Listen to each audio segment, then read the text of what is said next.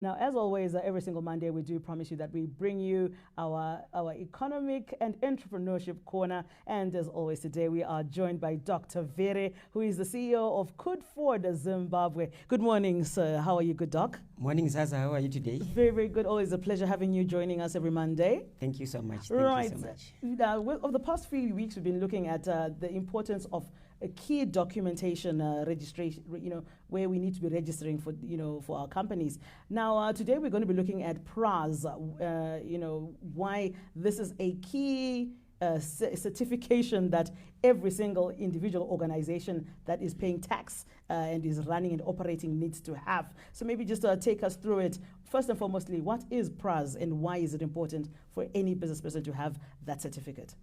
Thank you so much, Zaza. Let me just take you back a bit. Mm-hmm. PRAZ stands for the Procurement Regulatory Authority of Zimbabwe, mm-hmm.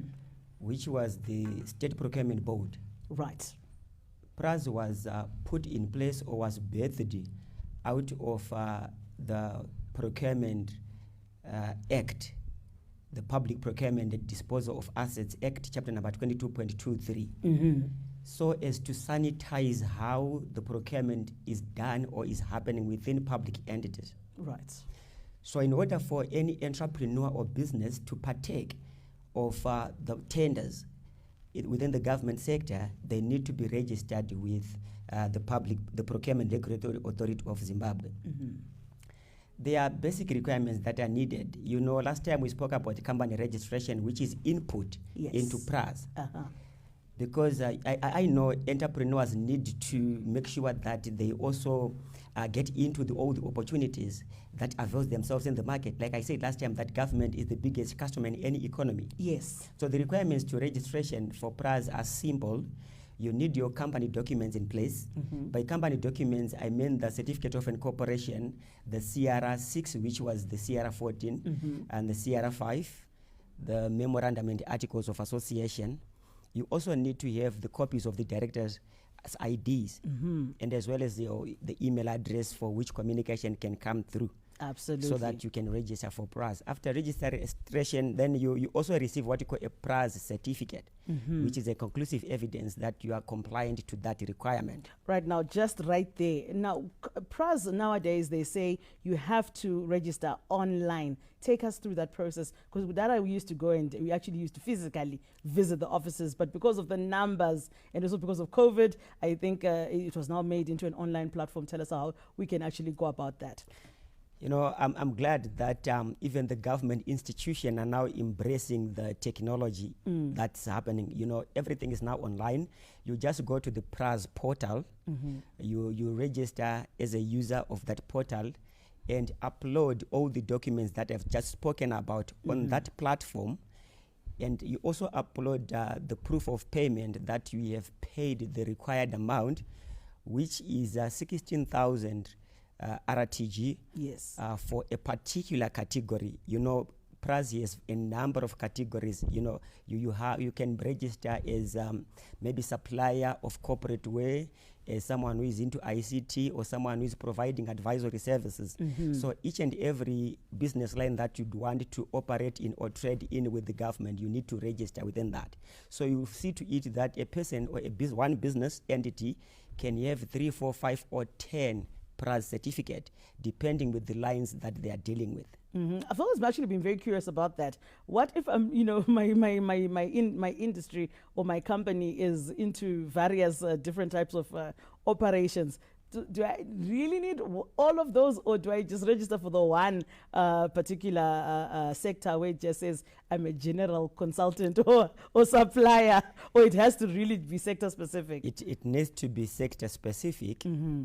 You'll see to it that you might be in all those things, but the area that you would want to deal with the government institutions on can be one mm-hmm. out of everything that you do. Mm-hmm. For instance, at Kudfort Zimbabwe, we do company registration, PRAZ registration, NASA certificates, and even vendor number processing, auditing, and forensic accounting. Right. We might then choose, say, we want to only be training government institutions. Yes. So general management and training, that would be our category. We wouldn't be worried about all these other services that we don't want to deal with the government in. Okay, fantastic. Because, I think Solo has been very, very curious for a lot of people how best to go about it. But when you explain it in such a manner, it makes life so much easier. That all you need is your 16,000 RTGS as well as your company documents, and you're good to go. Go online and register. Fantastic. Well, I'm very excited because I think one of the key things, maybe you can just, as we are closing this interview, not only is it just government departments now that are asking for that PRAZ certificate, but even other entities are actually saying, if you want to engage with us, you still need a PRAZ certificate. What are the benefits from that, maybe? What they're just looking at, they are looking at your level of compliance with the statutory requirements. And as well, once you are registered with PRAZ, it means you have a locus standi. They're comfortable dealing with you because you do have a reference point whereby they can track you to, because there are other bogus players who are in the market. So that streams them off the mark. Absolutely. Well, you've heard it for yourselves. Please ensure that you are PRAZ registered if you are a operating company out there. It doesn't matter if you're not dealing with government or dealing with government, but somewhere along the lines, you do need that PRAZ registration. It just certifies you that you are legit, besides the other tag, besides being ZIMRA accredited and certified for your tax. Dr. Vere, thank you so much as always for joining us. Where can we find you on social media? We are at Kudfort Zimbabwe on Facebook, Kudfort Zimbabwe on Instagram, Kudfort Zimbabwe on LinkedIn. We are also at number 108 Central Avenue, or people can get in touch with us on +263 732 394041. Right, please spell Kudfort, because sometimes in Zebedze, you might spell it wrongly. How do you spell Kudfort? It's Kudfort. Kudfort. You see now, it's Kudfort because I'm here D at the end, so that I don't actually ask. Thank you so much, Doc, as always, coming through every single Monday right here on our Entrepreneurs Economic Corner, where we get to talk about all things to do with being an entrepreneur and how best to make sure that we are viable and have running entities wherever we are. All right, we're just taking a commercial break, but when we return, the Power Duo is here is in with the sports news and sports updates, and that's the one and only innocent dark chocolate Manyenga, and our very beautiful Lieta Pocket Rocket Jacob, who is celebrating 1 year anniversary right here with us this morning. Don't go away.